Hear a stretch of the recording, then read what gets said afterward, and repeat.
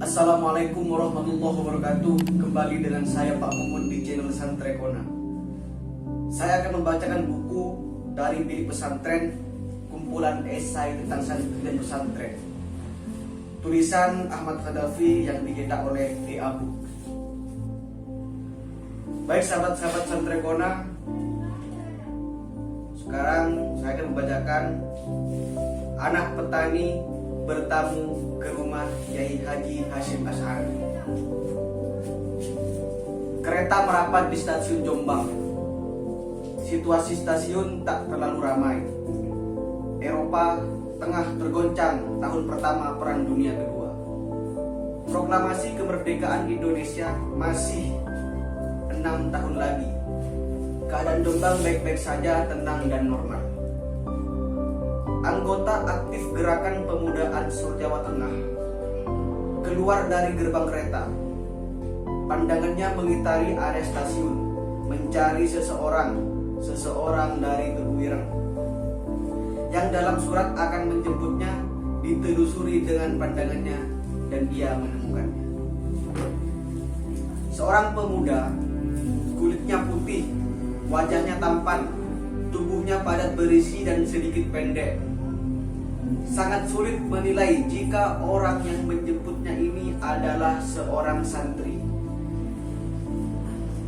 Pakaiannya tidak mencerminkan itu, tidak mengenakan sarung dan belangkon, tetapi peci putih ala Jawa Harlan, Nehru dan celana panjang. Tampilan yang terlalu modis dan modern tentu saja pada era itu. Ahlan wa sahlan, marhaban. Ahlan wa sahlan, kata sambutan meluncur sambil menjabat tangan erat. Si tamu tidak kalah ramah menyelaminya. Keduanya baru kali itu bertemu setelah hanya bertegur sapa lewat surat.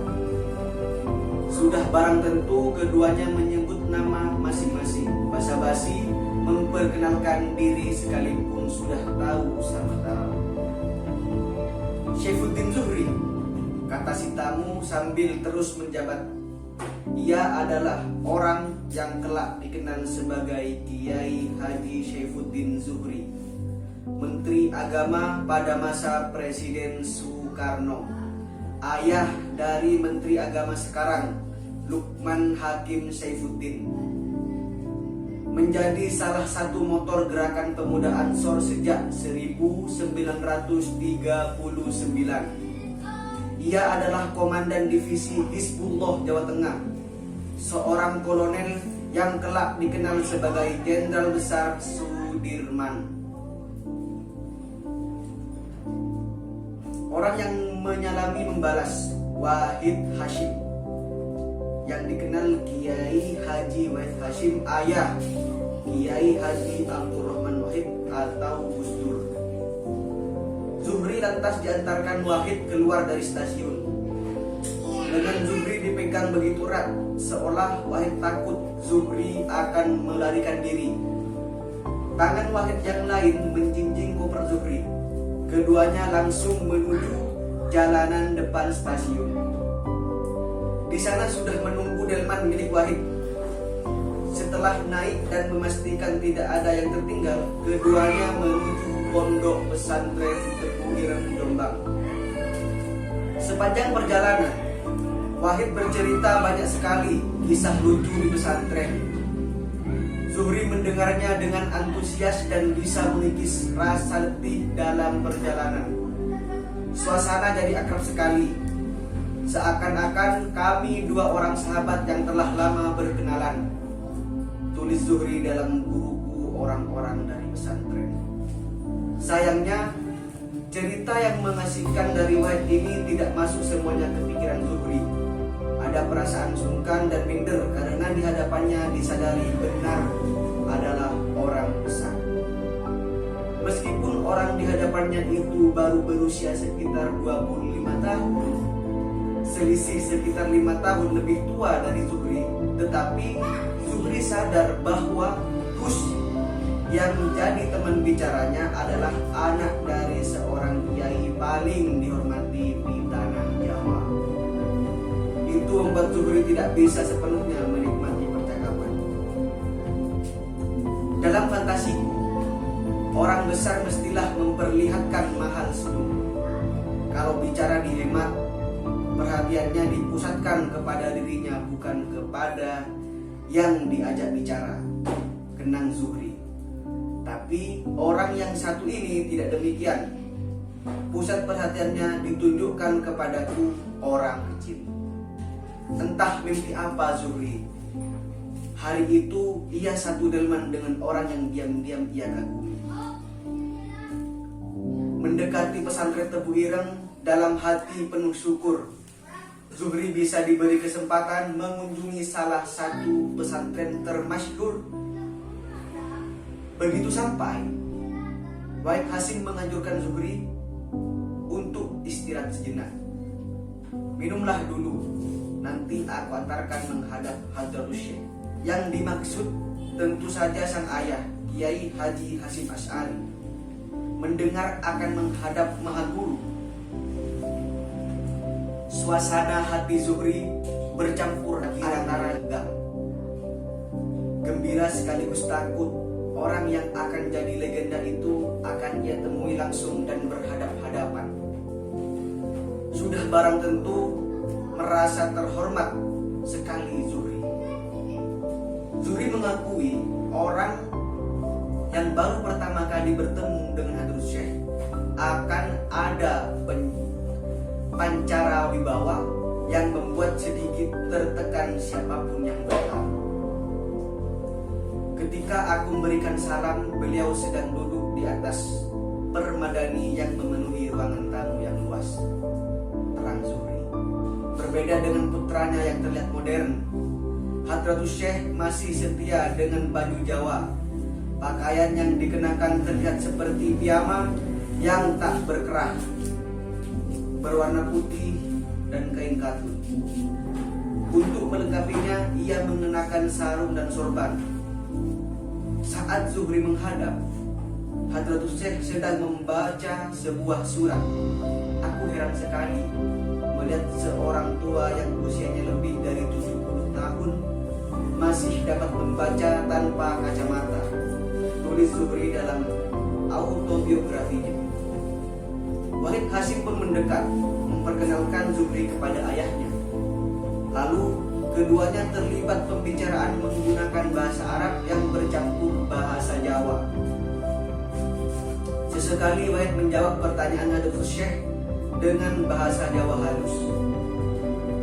Tentu bukan karena tidak mampu menjawab dengan bahasa Arab, tetapi karena rasa hormat kepada orang tua sudah menjadi gerak refleks bicara Wahid Hasyim. Tapi setelah Kiai Haji Wahid Hasyim memberitahu bahwa aku dari kalangan pemuda Ansor, Hadratus Syekh kontan menggunakan bahasa Indonesia dalam percakapan denganku, terang Zuhri. Meski begitu, sesekali Hadratus Syekh juga menanyai Zuhri dengan bahasa Arab. Zuhri pun menjawabnya dengan bahasa Indonesia, mengikuti cara Wahid yang juga sesekali menjawab percakapan itu dengan bahasa Jawa halus.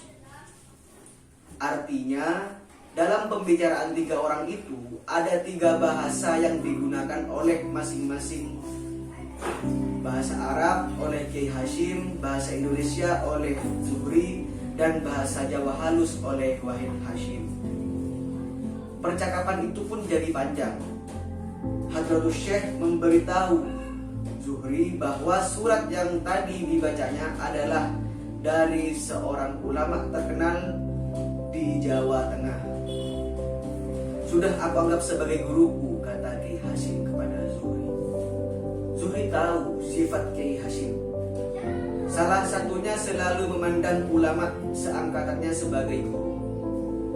Bahkan kepada teman sesama ulama yang berbeda pendapat, ia juga menganggapnya sebagai guru. Surat di tangan Kiai Hasyim adalah pernyataan kiai yang dalam bahasa Kiai Hasyim memarahinya karena berbeda pendapat. Saat itu sedang ada perbedaan pendapat antara kiai tentang hukum trompet dan genderang yang akan digunakan oleh gerakan Ansor kala baris-barisan melakukan pawai.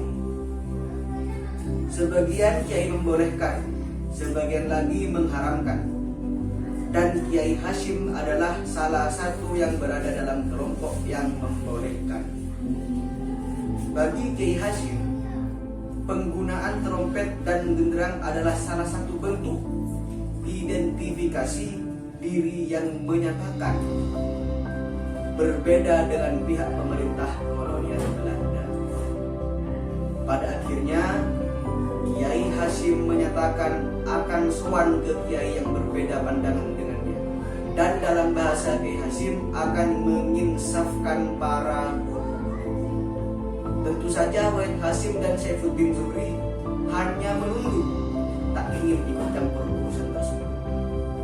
Padahal semua ulama di Jawa juga tahu ketika masuk bulan Ramadan, Kiai Hasyim akan punya kelas khusus membaca kitab Al-Bukhari. Dan kiai dari seluruh pelosok Nusantara akan datang ke Tebu Ireng untuk mendengarkannya. Salah satu kisahnya adalah kedatangan Kiai Khalil Bangkalan, guru Kiai Haji Hasyim Asy'ari sendiri yang ingin berguru ke Tebu Ireng. Mengapa banyak kiai yang ingin berguru kepada Kiai Hasyim? Sebab berbeda dengan ulama manapun di Nusantara, jika Kiai Hasyim yang melakukan kajian kitab Al-Bukhari tersebut, ia terdengar seolah-olah sedang membaca kitab karangannya sendiri.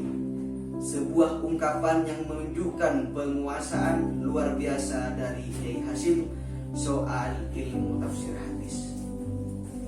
Sikap rendah hati Kiai Hasyim dengan selalu menganggap orang lain merupakan gurunya dan mendatangi siapapun yang bertentangan dengannya semakin ditegaskan pada tahun 1935 saat pemerintahan kolonial Belanda hendak menganugerahkan bintang kehormatan kepada Kiai Hasyim karena Belanda sadar akan cakupan pengaruhnya terutama di Jawa Timur. Jawaban Hadratus Syekh terang menolak dan berkata, "Aku takut pada diriku sendiri akan datangnya rasa ujub dan takabur." Sekian untuk pembacaan buku kali ini.